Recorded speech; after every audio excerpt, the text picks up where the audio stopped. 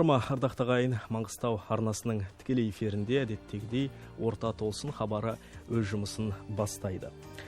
Қазақстан Республикасы өз тәуелсіздігін алғалы, егемендігін жариялағалы алпауыт елдерімен иық тіресіп, қазіргі таңда достық қарым-қатынас орнатып үлгерді.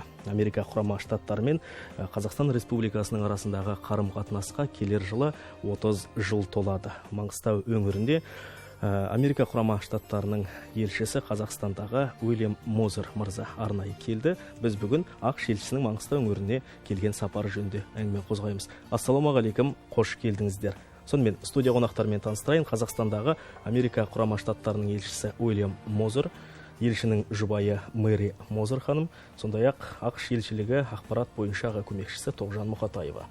Қош келдіңіздер келі Маңғыстау өңіріне. Welcome to Mangystau, Ambassador. Орта толсын. Рахмет. Ортамыз алғай тола бергей. Енді қазіргі пандемияға байланысты әлеуметтік арақашықтық және бетперде тағу міндет, дегенмен де сіздерге бетпердеңізді шешіп қоюға рұқсат етейік, өйткені ұзақ әңгіме болады алда. Ендеше басталық, құрметті елші мырза, Қазақстанда 90 жылдарда қызмет жасаған екенсіз өзіңіз. Сол кездегі Қазақстан мен қазіргі Қазақстанның айырмашылығы бар ма? Қандай өзгерістер байқайсыз? You worked here in Kazakhstan in the 90s. So have there been any changes since then? Well, it is amazing to see how much Kazakhstan has changed since we left in 1999 or 21 years ago. Осыменен 20 жыл бұрын, 1999 жылдары Қазақстанда жұмыс істеп, Қазақстаннан кеткелі бері қалай өзгергені мен үшін өте таңғаларлық нәрсе. The 1990s were a very tumultuous period for Kazakhstan. And now, when we see how much Kazakhstan has grown and how much wealthier the country is and how much wealthier its citizens are, it really is quite amazing. 90 жылдар жалпы рухқа толы жылдар болды ғой. Содан бері Қазақстанның көптеген жақсы өзгерістерді байқаймыз. Адамдар да өзгерген және әл-ауқаттары да жақсарған. And before, Kazakhstan citizens had very little knowledge about the United States or about Europe. And now many of them have visited Europe, the United States, and places in Asia. And Kazakhstan citizenry have definitely become citizens of the wider world. Тәуелсіздік алғаннан кейін қазақстандықтар тек қана Европа ғана емес, Америка құрама штаттарына да көп сапар шекті, Азия елдеріне де. Содан бері Қазақстан туралы да о жақта да білетін болды. Тамаша. Thank you. Көп рахмет. Енді мистер Уильям, миссис Мэри, сіздерге ортақ сауал қойғым келеді. Енді киелі 362 әулиелі қасиетті Маңғыстау өңіріне алғашқы сапарыңыз ба, қандай мақсатпен біздің Ақтау қаласына келдіңіздер?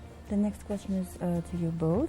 So about the purpose of your visit to Mangystau region, since there are about 362 secret places here, and how was your visit? How was your tour, and again the purpose? And is it the first time you are visiting the region? Should I start, honey? You start. Okay.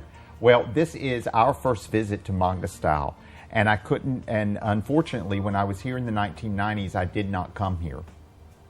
Бұл біздің ең алдымен алғашқы сапарымыз Маңғыстау өңіріне. Өкінішке орай 90 жылдары жұмыс істеген кезімде бұл жаққа келмеп едім. And we've spent 3 wonderful days, Saturday, Sunday, and Monday, touring what we think are some of the real marvels of Mangystau. Осы 3 күннің ішінде, жәнегі 3 күн дүйсенбіге дейін осы Маңғыстау өңірін көрдік. Небір ғажайып жерлеріне бардық. Marie, what was your favorite? Енді Мари өзіңіз? Well, Орта толсын. Рахмет. Thank you for having us here. Rahmet.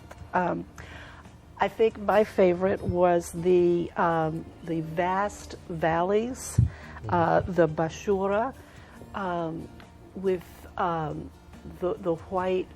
It looks like man-made carving. Beautiful artistic style that nature has bestowed upon Kazakhstan. Ең алдыменен Орта толсын, шақырғандарыңызға рахмет. Менің есімде қалғаны ол Бозжыра алқабы, Бозжыраға барғандағы көрген әр тау каньондардың барлығы меніңше бір адамның қолмен жасалған бір мүсін сияқты болып көрінді. So I imagine Көз алдыма елестетем дейді, өз ойыма мынандай бір елес келді. Суреттерді көріп отырмыз артымызда. Oh, Shirkala. yes. And this is Beketata. And this is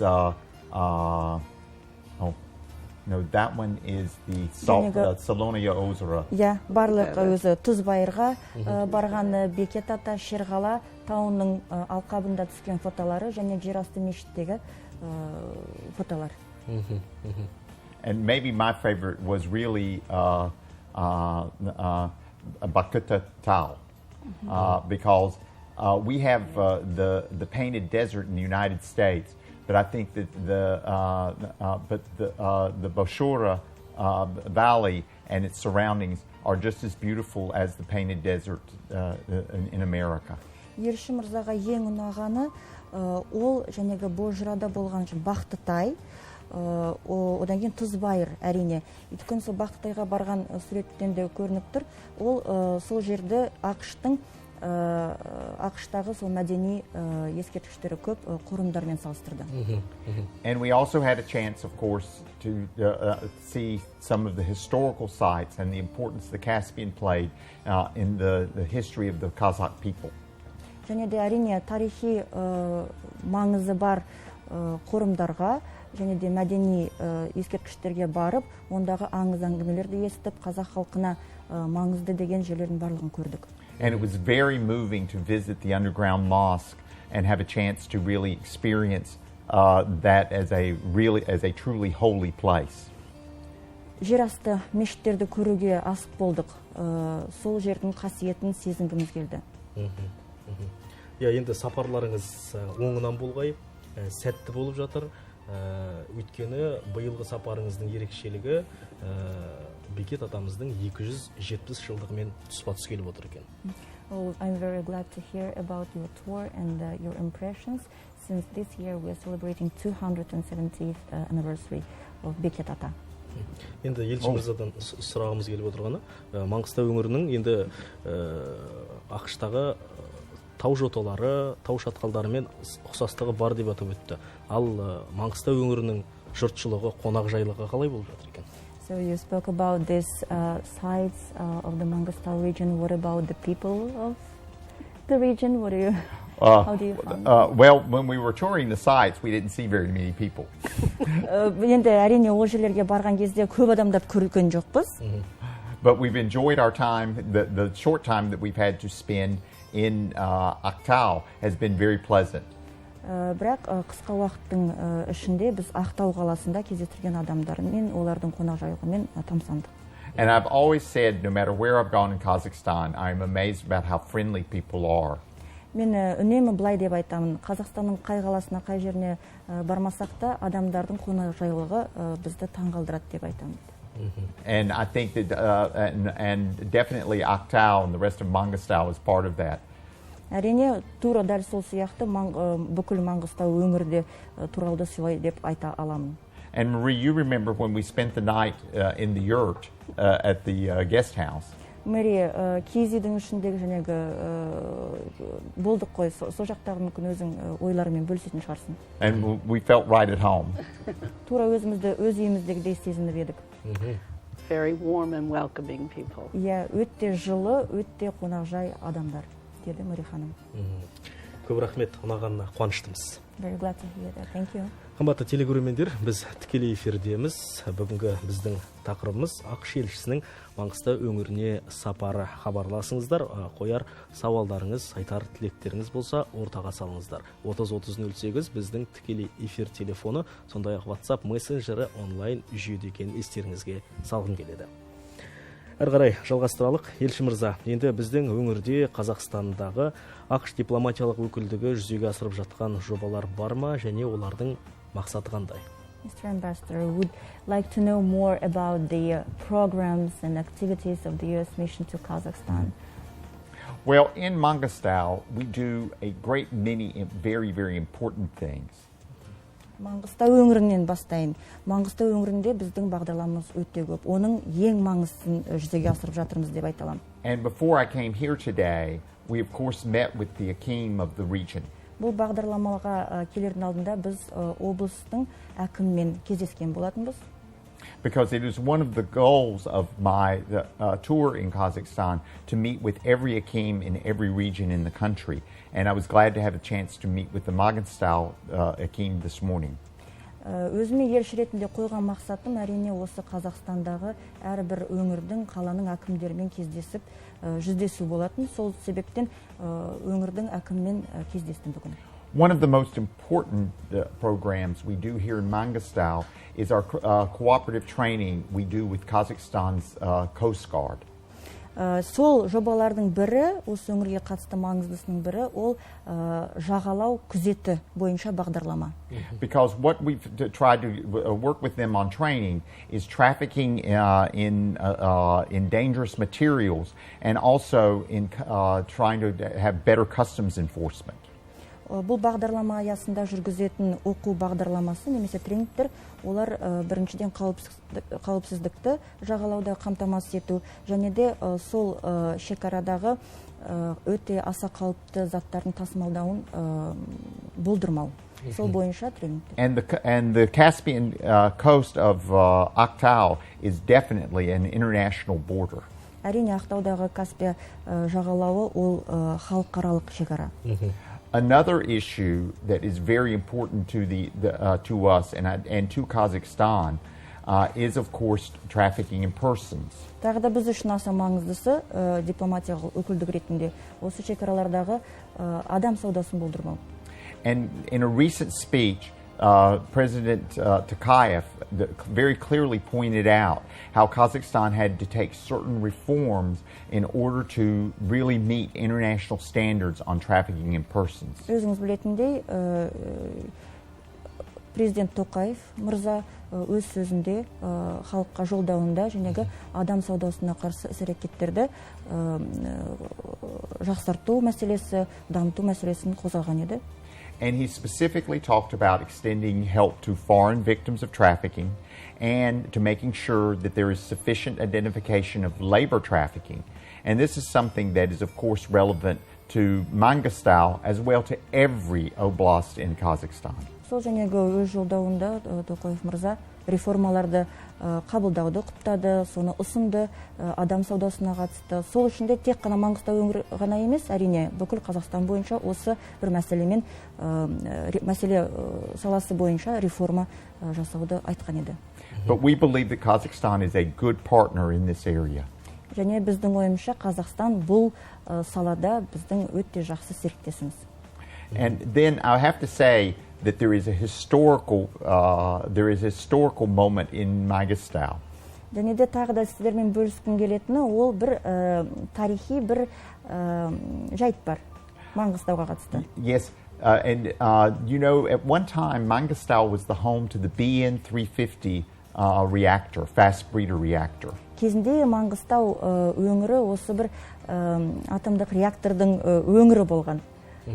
And the United States government, because of the great work of Yelbasi, first President Nazarbayev, worked for over 10 years to remove the plutonium, the dangerous material, from the BN 350 reactor, so that it could be, so that site could be safe.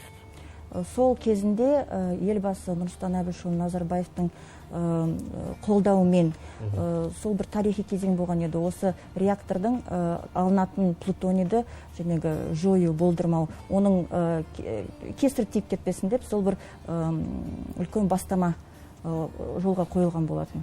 And when I was here from 1996 to 1999, the first time I lived in Kazakhstan, when I lived in Almaty, I was scared to death that Kazakhstan had a fast breeder reactor on the shores of the Caspian. Және сол кезде 96 мен 99 жылдар Алматы қаласында қызмет істеген кезінде, ол кезде Қазақстанда мүлдем болмаған едім. Сол кезде осы реакторды естіп, содан бір шошынған, қорыққан кезім болған еді. Then I was very happy in May of 2019 when I visited the 200 tons of plutonium that are stored on the Semipalatinsk test site. Енді содан кейін 2019 жылдары Семей өңіріне барған кезде сол осындай қауіпті заттардың дұрыс және жақсы қауіпсіз тұрғыда сақталып жатқанын көріп қуанған едім.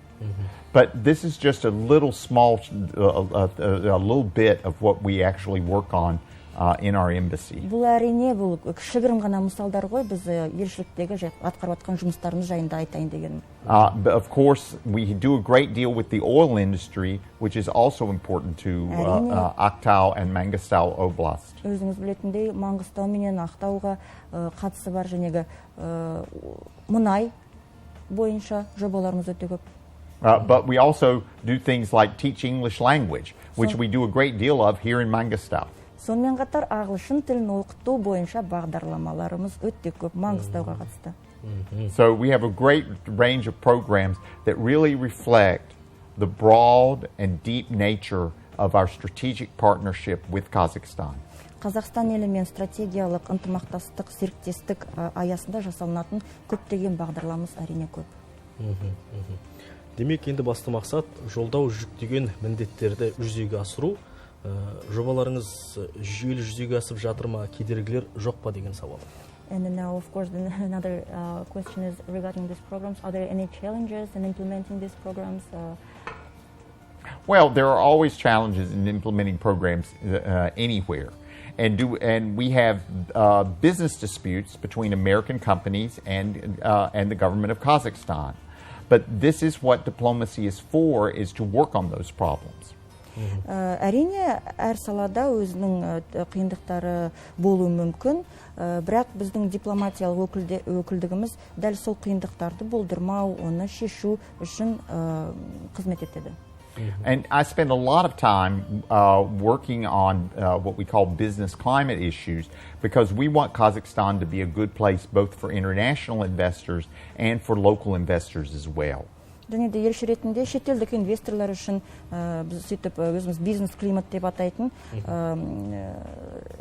мәселелер бойынша жұмыс істейміз, сол қолайлы болсын деп көптеген қызмет атқарамыз. And when we look at those issues, we think that Kazakhstan can go a long way by having better adherence to the rule of law, transparency in decision making, and making sure that investors feel that they're treated fairly. Сол себепті енді шетелдік инвесторларға қатысты Қазақстан әлі де алда олардың жағдайларын қолайлы қылу үшін шешілетін мәселелер әлі де бар деп айтқым келеді. But I'll tell you, these are the same thing that Kazakhstani businessmen want too. Тағы да айта кететін шындық, бұл жерде бұл тек қана шетелдіктердің ынтасы емес, бірақ осындағы қазақстандық бизнесмендердің де қалайтын жәнегі қызығушылығы. Because we believe Kazakhstan has a tremendous amount of potential, and we think that this can be developed if the government works hard to make sure that it is welcoming to investors. Себебі Қазақстанның әлеуеті зор, потенциалы зор. Сол себепті мемлекет тарапынан да осындай инвестициялық климаттарды, жалпы шетелдік инвесторларға қолдау көрсетілсе, одан да мықты болады. Жақсы, керемет. Біз сәттілік тілейміз. Good luck. Thank you. Бізге хабарласқан теле көрерменіміз бар екен. They have a call. Қабылдайық. Тікелей эфирдесіз. Қайырлы күн. Алло. Сәлеметсіз бе? Сәлеметсіздер ме? Елшілігіне келіпті. Құтты болсын дейміз. Адамдары өте керемет, жақсы екен, барлығы сөйлеп жатыр. Ағылшынша да біраз сөздер біледі екенбіз, түсініп отырмыз. Қош келдіңіздер дейміз. Енді жаңа айтып жатыр ғой, Ақтауда біраз жерлерді аралаған екен. енді жалпы осы біздің Ақтауда туризмді ары қарай дамыту үшін не істеу керек? Жалпы осы ретте сауал қояйын деп едім. Қандай жұмыстар жасалу керек? Тағы да енді туризм деп жатырмыз ғой қазір. Өзінің көзқарасын білгім келеді осы елшінің. Жақсы. Көп рахмет. Қазір енді бұл сауалға жауап бермес бұрын Тоғжан ханым тағы да қосымша сауал келіп шықты WhatsApp желісінен. Каспий теңізі төрткүл әлем қызығатын теңіздің бірі. Енді бұл жағажайымызды одан әрі дамыту үшін ақш-тың инвесторларын Маңғыстау Ақтауға шақырып, одан әрі қарай дамытуға қалай қарайсыз деп. Қос сауалға жауап Before answering the question, there is another message on WhatsApp, also about tourism and investments, also your recommendations, how to develop the tourism and how to attract those investors in U.S. companies. Okay. Well, thank you for those questions. I would say that the natural sites, the national parks in Mangystau are absolutely world-class. They are second to anything I have. They're not second to anything I have seen in my travels around the world, which have been extensive. I think that... I'm sorry, go ahead. Сауалыңызға көп рахмет, жолдағаныңызға деп Мэри ханым айта кетті. Осы сапардың кезінде менің көзімнің жеткені ол Маңғыстау өңірінің мәдени мұралары, ескерткіштері әлемдік деңгейде екеніне көзім жетті. I do think that as you embark on developing these sites for international tourism, I think that you would be wise to consider the environment because it is fragile. And oftentimes when you do environmental damage, it cannot be repaired. It takes millions of years to make beautiful sites like this. It doesn't take very long to destroy, so care. Менің ойымша, осы өңірдің туризм халықаралық деңгейде халық деңгейіне көтеру жолында барысында ең маңыздысы, дейді Мэри ханым, ол өтте ұқыпты болу. Себебі бұл өңірдің ерекшелігі, бұндағы қорымдардың барлығы өтте олармен байқап жұмыс істеу керек дейді. Себебі бұл табиғаттың, адамның қолмен жасалған нәрсе емес, табиғаттың өзінің берген сыйы. Сол себепті туризм дамытамын деген кезде және соларға залал келтіріп алмай, оларды өтте бір мұқият болу керек деп ескертеді. But there's a way to develop the properties and maintain them in an environmentally and ecologically sensitive manner, but still make it available for tourism. Елшінің ойынша, әрине қоршаған ортаның ерекшелігіне қарай, бұл туризмді дамытудың жолдары әрине бар. And this is something that we feel that in the United States that we've done successfully with many of our wilderness areas that are in our national parks. Мысалы, ақшта бізде ұлттық парклер, осындай жабай табиғатты ұлттық парклерді дамытуда туризм біз бөлісер, әрине біздің өзіміздің тәжірибеміз бар.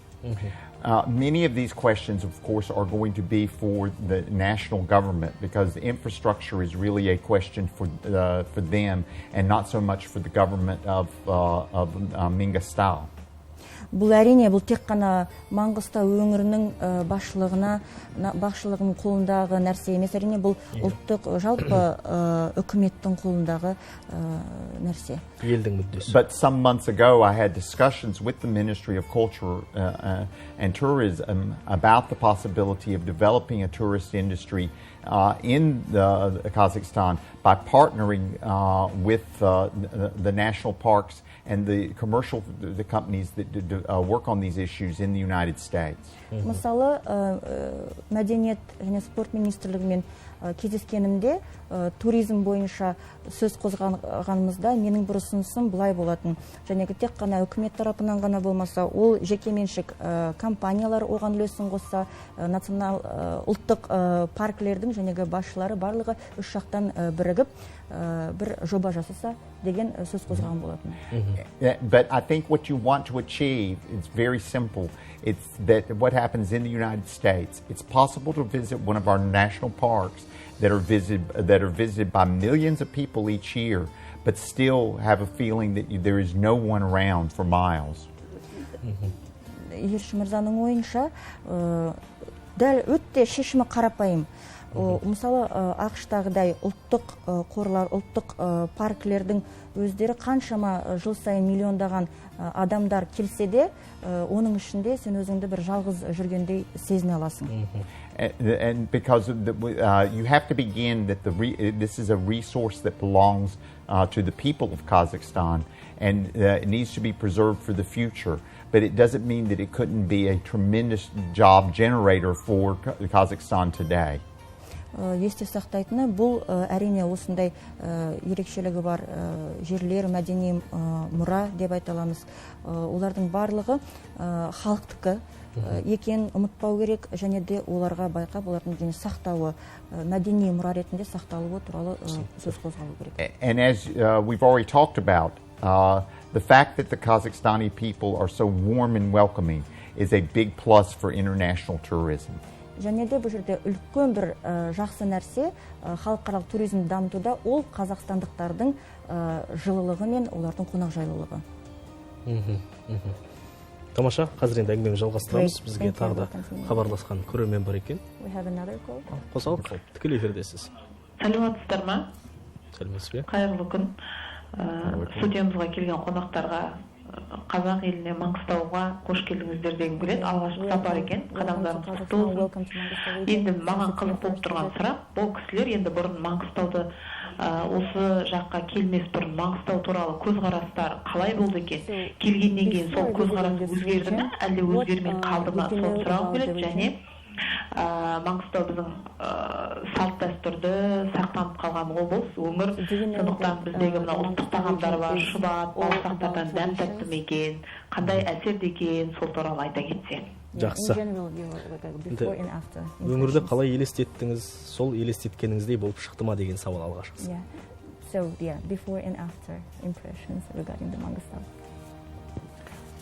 Well, I will say that I knew that that Mangystau was very important to the beginning of Islam in Kazakhstan and to the traditions of Kazakh culture. Елшінің айтуынша, Маңғыстау өңіріне келмес бұрын Маңғыстаудың жалпы маңызы, оның ислам діні бойынша маңызы, және де жалпы осы салт дәстүрге байланысты осы өңірдің маңызы зор екенін мен білген болатынмын. And that part of our touring was wonderful to see and to experience, and also very moving for both of us.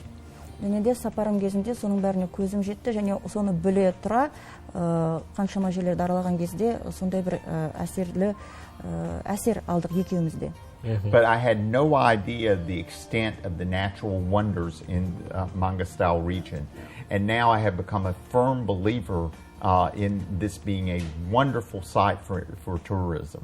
Бірақ енді соншалықты ғажап табиғи қоршаған ортаның ерекшелігі дәл сондай болатын мен ойламаппын. Дәл осы сәттен бастап бұл енді білетін боламын, және Маңғыстауға тағы келуге тырысамын. Енді Мэри ханым, Маңғыстау өңірі, ашығын айту керек, еліміздегі өзге аймақтарға қарағанда салт дәстүрді берік ұстанған өңірлердің бірі. Енді ұлттық тағамдардан дәм таттыңыз ба деген сауал. Miss Moser, so since our region is totally different in comparison with other Kazakhstani regions because of the traditions, so have you tried local cuisine?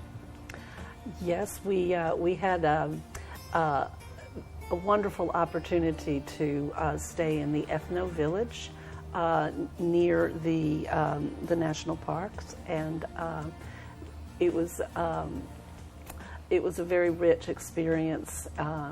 The cuisine was lovely. Сапарымыз кезінде женегі қорымдарға тоқтағанда, алқаптарда болғанымызда біз этно ауылда тоқтадық. Сондағы жергілікті тұратын адамдардың ұсынған тағамдарынан ауыстыдық. Маған өте ұнады. We were lucky to have a beautiful meal just outside of our yurt with the sun setting and the moon rising. It was exquisite. Мэри ханымның айтып отырғаны жәнегі сыртта дейді, далада тамақтанған сияқты, киіз үйдің сыртында, күн батқанда, таза ауада дәм татқан еді. Ерекше болғанын айтып отыр, иә? Жақсы. Көрермендеріміз бүгін көп екен. Оның дәлелі тағы да бір қоңырау бар, желде күтіп тұрған. Қайырлы күн. Қабылдайық. Тыңдап отырмыз. Good day. Welcome to Mangystau. I see you on TV. I have a question for you. Қазақшылап қоя берейін. Америкада қазақ тілін оқуға қызығушылық танытатын адамдар бар ма екен? Осыны білгім келіп еді. Керемет сұрақ. So his question is, are there people in the United States who are interested in learning Kazakh language? Yes, there are. Әрине бар. And in fact, I think at the sometime in the day's program, we're going to have an example of people actually singing a little bit of Kazakh music. Соның дәлел ретінде осы бағдарламаның аясында немесе соңына қарай енді сол америкалықтардың қазақ мәдениетін, қазақ тіліне деген құрметінің көрінісі ретінде бір арнайы сыйымыз бар еді, соны арна көрсетеді деп үміттенеміз. Иә, міндетті түрде бағдарлама соңына дейін көрсетіледі. Жақсы, ары қарай жалғастырайық. Енді көптеген жобаларды қолға алған екенсіз, құрметті елші мырза. Жоғарыда айтылғандай сәттілік тілейміз. Енді ағылшын тілі бұл жаһандық қарым-қатынас тілі ғой. Сондықтан да мынау қос тілді дәріптеп Қазақстанның азаматтарына, Маңғыстау өңірінің азаматтарына ағылшын тілін меңгертуде сәттілік серігіңіз болсын дегіміз келеді. Speaking about this English language and language, so we know that English is nowadays a global one, and we wish you all like a good luck in all of the programs related to English language in the region. Yeah, ағылшын тіл демекші, біз көрермендерімізге арнайы бір видео материалды көрсетейік, содан соң сұхбатымызды жалғастырамыз.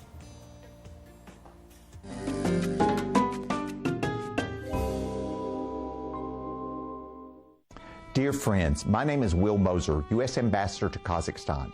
It is my great pleasure to support this campaign to mark the anniversary of the great Kazakh poet Abay. I am honored and to have the privilege today to read Abay's song, Jelzis Tunde Jarak Ay, in English. Through windless night, the glinting moon illuminates in flowing waves the village nestled in the vale, where crests the overflowing stream. The thick-trunked, bare-branched tree speaks in whispers to itself. Don't you see the bustling earth turning its face green again?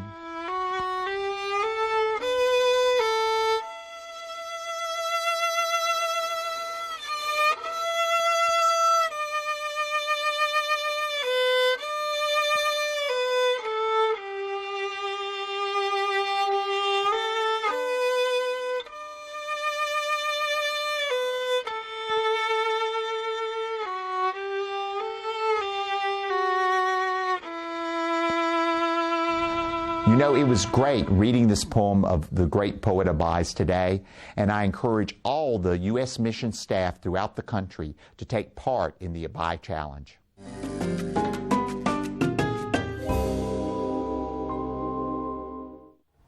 Елші мырза, енді мәдениетімізге деген құрметіңіз үшін алдымен алғыс айтқым келіп отыр. Енді биыл біз ұлы ақын Абайдың 175 жылдық мерейтойын тойлаймыз. Бұл үлкен шараны елшілік қалай атап өтеді екен?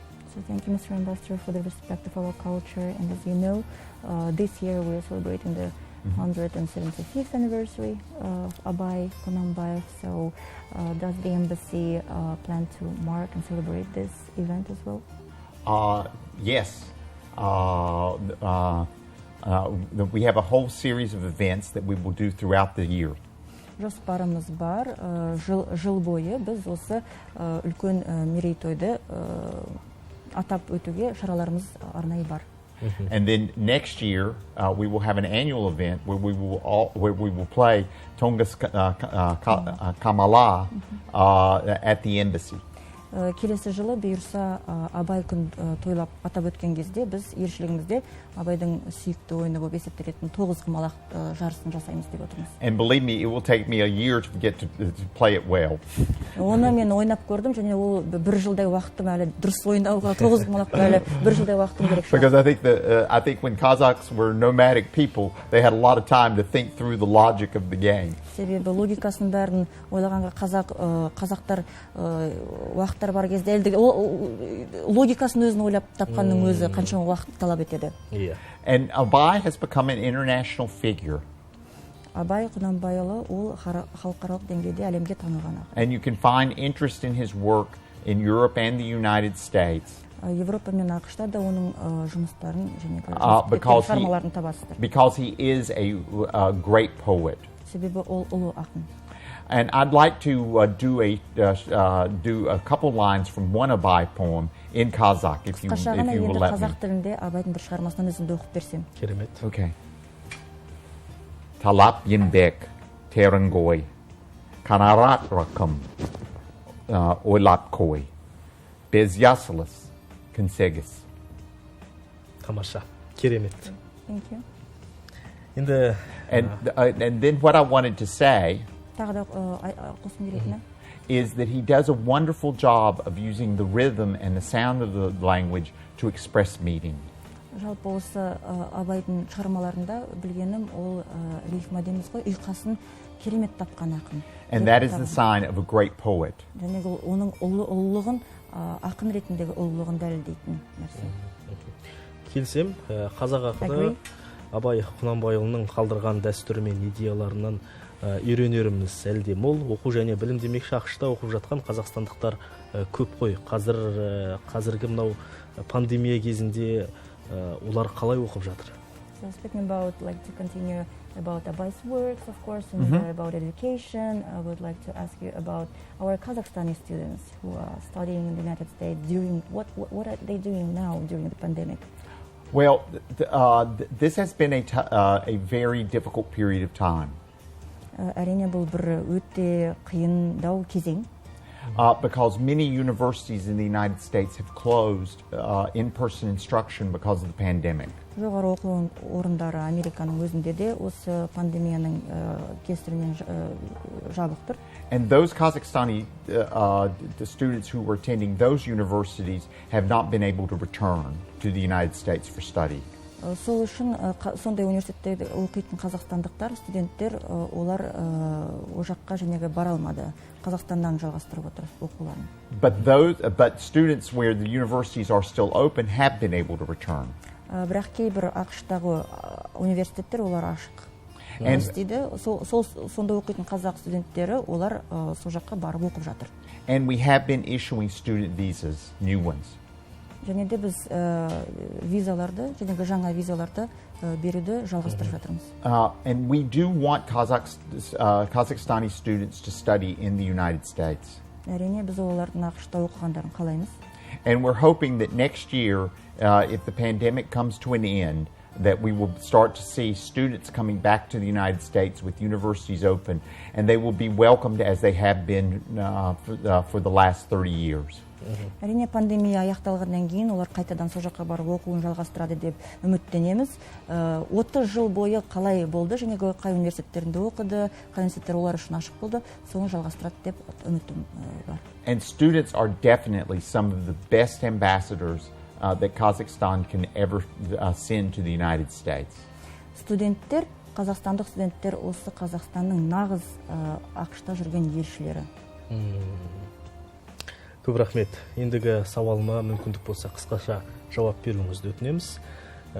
Мәдениетіміздің арасында шекара жоғын көпшілік көрермен бүгінгі сұхбаттан кейін ұқты деген ойдамыз.